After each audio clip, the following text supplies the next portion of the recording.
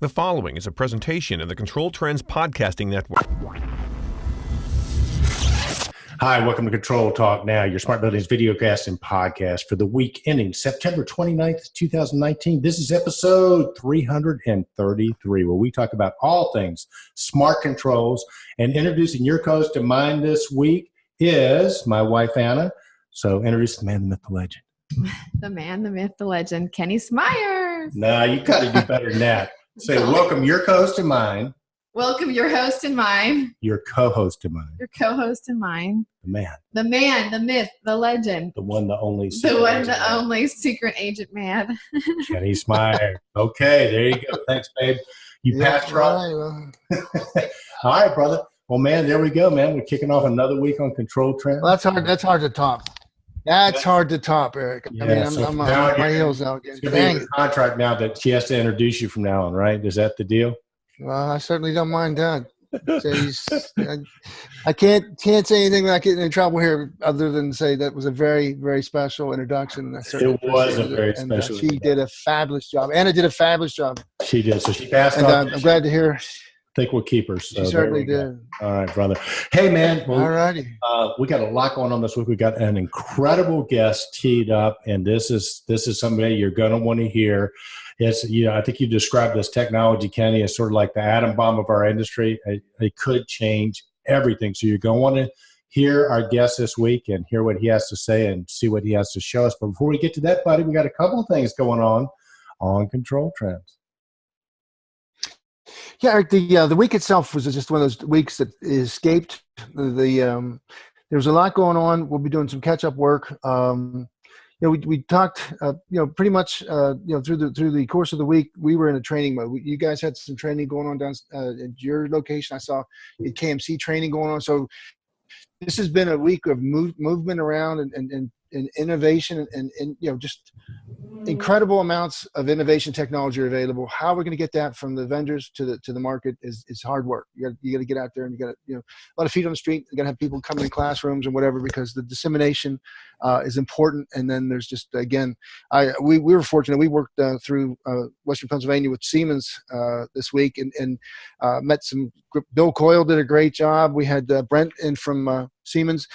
And both of these guys are consummate professionals in the fact that they brief engineers, they brief ASHRAE, they meet with ASHRAE folks on different committees and whatever. And then we brought it to the trade schools too. So we're up to 449. And it was really cool because we're seeing the clarification within our industry. We went through some interesting things with the valving that we saw from originally Belimo and Johnson has their version of PIC-V, and Siemens certainly has a very good version, but we did some clarifications on mechanical variants and electronic variants, where you can use sensors out there in different points, supply and return and pressure, and then you can have it happen within the valve itself and what the benefits are of each. The revision of HVAC, Division 23, the lighting 26, and the shades, Division 12, all are coupling and coming together in this Division 25 so that you get the master systems integrated, or you get the integration.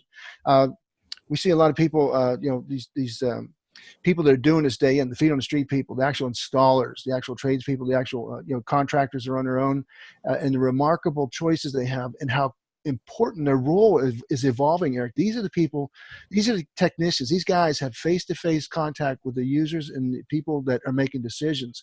And it used to be, we heard that inverted sale thing where it used to be, trickle down, top of the triangle, millions of dollars in companies, and how you went through the top hierarchy. And then the guy at the bottom who winds up doing all the work says this isn't going to work. There's mistakes being made here all along, and then all we're doing around is driving. And then we're going to hear this from our speaker or our interviewee coming up, that the way we're doing things may need to be adjusted. Yeah, very, very cool. For our audience that might not know, Kenny, let's talk about shade control, because that's something in the U.S. anyway is a relatively new thing. Talk about why that's important and sort of, it's being integrated now into control specs. Well, there's been some fabulous engineering done. If you break things down, you break them down into zones, rooms, and a building. And the building is basically an envelope, constructed above Earth, and it's subjected to the rise and fall of, sun. So the most recent model I saw was so incredible, is that a building is affected through the course of 24 hours, consistently so that you can get really good at knowing sunrise, sunset, and how the building goes through different periods where this side is getting sun, it's getting warmer, this side's still in the shade, it needs to, it needs to heat, and how you mitigate those things for optimal energy spends, right? But within the zone itself, within the room itself, the automation that can bring the HVAC at its highest efficiency optimization with the lighting, which could be from your ceiling lights, LEDs, from the light you're getting from the outside. And all these things come to bear on if you get too much heat gain, it can cause the air conditioning to come on. So, or if you have, if it's light enough outside, you don't need your lights here, which is the best to create those optimalities. And it's not just energy efficiency, it's comfort, it's user satisfaction. It's schools that have 8 different lighting requirements, scenarios now, where in the morning, the lights should be this, in the afternoon, after lunch, they should be this. At the end of the school day, people were getting a little bit, the students could get tired or whatever. Office workers could get tired. After eat lunch, you come back at 2 o'clock, all of a sudden they feel tired, and it could be a condition that could be corrected because it could be an ambient condition that we're finally getting the metrics to understand what that could mean, why that's happening, and how to correct it. So the tremendous things that are being going on at MIT and Harvard, but human physiology and how it functions, the business cases that we're learning from the different vendors on, that you could definitely improve the efficiencies, the energy efficiency, and also the occupancy experience. But now you're getting the actual equipment. So it started in Europe, out of efficiency, I would say, and as a probably an intended consequence was greater comfort, control, and greater just more pleasant environment. But now it's coming to North America, and there were a couple of leaders on that Acuity's purchasing of Distech, that was really launched the whole thing, at least in my world, and my understanding. And then you had Siemens's total room automation, which really packaged it in one control. You had the ability to do a total control of that zone. And we saw how when you make this talk, the semantics, the taxonomy of explaining stuff, first you start with making a smart zone or smart a unified or integrated zone, then building, and then you go all the way up to that smart city thing. But my knowledge I lived in Germany 9 years, and I was in the Air Force at the time where I first experienced what was called rouladen. And those were a very heavy wooden slatted type blind that when you put it down, it totally shut out the room. So, and I used to work swings and mids. I'd come home and I never had to worry about lighting, affecting my sleep. And then the rise and fall of these, or bringing these blinds or these shades up and down was automated. So you had these little motors up on the side, and so my sister still lives in Germany. When I go to her house, they have it all set on automation. So I mean, these houses in Europe are so efficient, but at 6:30, the shades go up. And it makes a lot of sense because again, we've all had the experience of being in a room and the sun's beating in and it creates extra heat load, right? But if you automatically have the shades go down. And speaking of Siemens, Kenny, I mean, remember 2 shows ago we had the folks from Siemens on, and they had the cool RDY thermostat, and we sort of had a thing that send in your person, that your celebrity that should get this thermostat, and Kenny and I will endeavor to get it to that person, and they had a lot of participation in that, but the winner looks like Eric, it was actually the RDS 120B. RDS 120B. Gotcha. Well, we got 2 of those that we're going to be sending to, based on our Control Trends community, Will Smith. So we'll endeavor to get it to Will Smith, the cool guy. He's a cool guy, and his wife Jada Pinkett Smith. So, and we're going to say, a love letter from the Control Trends community. So who knows? That might show up in a movie someplace. But man, talking about great technology, Kenny, let's not keep the audience waiting any longer. Myers, a teacher of mine once said, better is always different, but different is not always better. And we are so excited. We're going to introduce our community to a technology, a new approach. I can't even call it building automation controls, although building automation controls are part of it. But this is going to be a session you're going to listen to the whole thing. So Kenny, introduce our guest and let's get started. I'd love to, Eric. I'm truly excited because the prep work we did here for this is just amazing. This is a new innovation, new technology, and it's really exciting. It's dynamic. We are pleased to bring Troy Harvey, CEO of Passive Logic, to Control Trends. Welcome to the show. Thanks, Troy. guys. Yeah. All right. Yeah, Welcome. I'm happy to be here, and I love hearing your guys' discussion. So it's fun to be on your show. Oh, well, fantastic. Fantastic. Well, listen, Troy, I think the first thing you got to sort of set a context is Yeah. if you read your resume, your LinkedIn Yeah. profile, it is amazing what you've done. I mean, you've done everything from engineering to software. I mean, how about walking us through as a start, sort of your background and sort of lead it up to Passive Logic and what had you start Passive Logic, if you would? Yeah. So I started in the electrical engineering product development space, and I spent a lot of time in my early career designing products for all kinds of customers, IBM research laboratories and small inventors and big marketing firms and whatnot. But in the early 2000s, at the initial early days of the green building movement, I found myself doing building simulation work. Now, building simulation is really interesting because up until that time, architects would design a building and they build it, right? And when you think about it from, say, like an engineering perspective, that's kind of a crazy idea. You design it and you do this one-off experiment and you build it without any beta testing. And so we started doing this building simulation work where we would enable architects to come and work with us on their ideas, and we digitally beta test this in this virtual world hundreds of different times, try different glazings and materials and whatnot. And then start working through the mechanical systems of how you would control this and how you would make those mechanical systems, get the best outcome for the building. During this process, we started getting involved in the rest of the building systems. How do we do mechanicals better? How do we do controls better? And like a lot of people in this space, what we found is that, buildings would be designed really well. They'd be architected really well. They'd be controlled by really competent controls teams. But then they'd kind of fall down when they got onto the ground. And we saw this happening throughout the whole industry. And then later you saw the rest of the lead industry, the lead gold, platinum buildings, people started catching on. They're like, hey, our buildings aren't actually living up to their engineering. So we took a step back and we said, okay, what's going on here? And we realized there were some fundamental flaws, some fundamental computer science theories that we could apply to building automation for why things were falling down on the ground. And it came down to a couple different problems that we saw. And so we said, okay, how do we go about this differently? How can we take everything we know about computer science theory and apply it to buildings? Right about that same time, my firm was hired by my co-founder, Jeremy. Now, Jeremy comes from the deep tech industry. He was one of the founding engineers of a company called Fusion.io.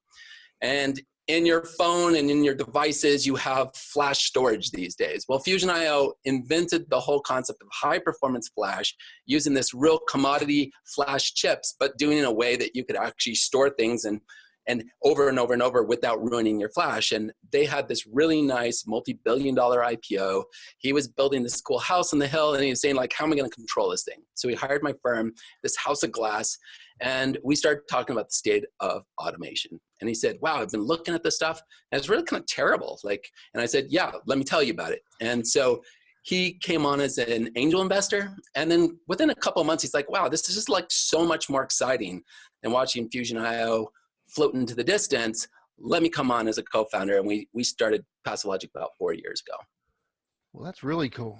This is exciting.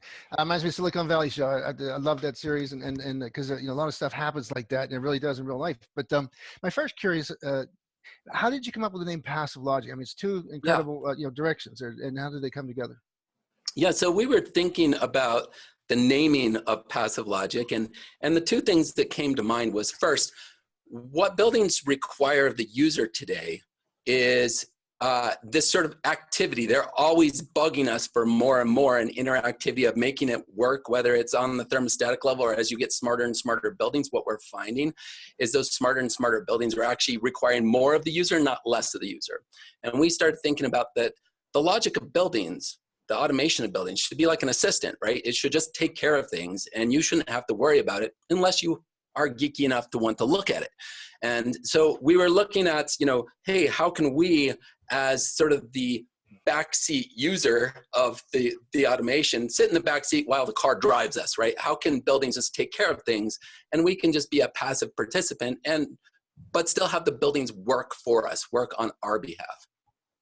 Very, very cool. Well, listen, Troy, I got to ask, I mean, when we sort of talked before the show a little bit, you were pretty adamant about the fact that passive logic isn't a BMS system, building management system. It's more of an autonomous building platform. Tell us about that and the distinctions and what our audience needs to know about that. Yeah, so as we stepped back from the problems that we were seeing on the ground, we said, what do buildings really need? And you can look at what's happening in technology, not just in the building space, but in all these verticals. And we were looking at systems technology, and we're saying, well, the endpoint of systems technology is autonomous systems, and that's true for buildings. And when we look at the marketplace, and this is, I think, what's sort of underrated about the buildings market, is we are the single largest controlled systems market in the world, right? By dollars, by square footage, by whatever metric you want to apply, buildings are the biggest controlled systems. And if the endpoint is autonomous systems, well, what does that mean? What does that mean for everybody in the building marketplace, from architects, engineers, to us in the automation business, to the occupants that live in our buildings, to the guys who do the maintenance and management, the ESCOs that come in to try to make buildings better, to the utilities that we're going to interact with. And then further, when we start looking at the implications of autonomous buildings, we need to then start stepping back and say, well, what are the implications for these smart cities that everybody talks about? Well, you can't have smart cities unless you have smart buildings. And today we don't have smart buildings yet. And autonomous building technology enables that. So there's all these sort of ripples throughout the industry of how we work together and the implications of when we do an automation system, what does that mean for everybody else in the building value chain? That makes a lot of sense. And so it's almost like you're redefining a smart building. In other words, it sounds like part of your maybe mission statement or vision is if you have to put a lot of energy into it to make it smart, it's not really smart. It should just be autonomous. And like you said earlier, passive logic, the passive aspect of it, you should be able to have it set up once and then just do what it needs to do to operate. I mean, that makes a lot of sense, being smart. You have these two things. There's some work to get there, though. I mean, I love the thing, but I'm sorry, I didn't mean to cut you off. But I just wanted to. I'm trying to follow this as though our viewers do. It's great what we're doing, but the steps to get there, and we're going to talk about those. But I mean, we're saying that it should just lay on something and do it autonomous. But to get it, like you have some standards and steps to take in order to make this feasible. In other words, it's not magic. Well, right? No, it's not magic. But you do use artificial intelligence as part of it, right? Machine learning, artificial intelligence. So that is kind of magic in my world. Right? Yeah. Well, two things here. First, I'd say the most important parts aren't the artificial intelligence that help you do the controls. The most important parts, and we'll talk about this in more detail, are this underlying deep digital twin technology. Because without that, you can't apply any amount of artificial intelligence to solve the control problems we have today.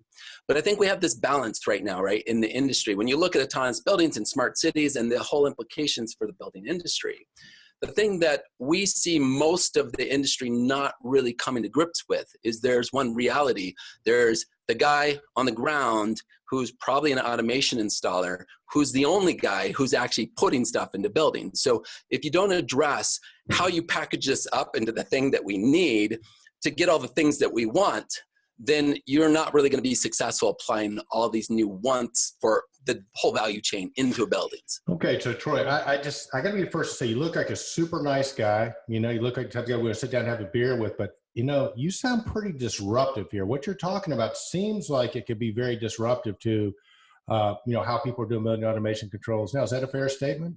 I think that's a fair statement. What we see when we talk to the different players in the market, they've really never seen anything like passive logic, and that's on purpose, because when we started this business, we said, well, there's some fundamental flaws in the way we're doing automation relative to what we're being asked to do in buildings, right? We just can't apply the same technology to get the outcomes that everybody's asking of us.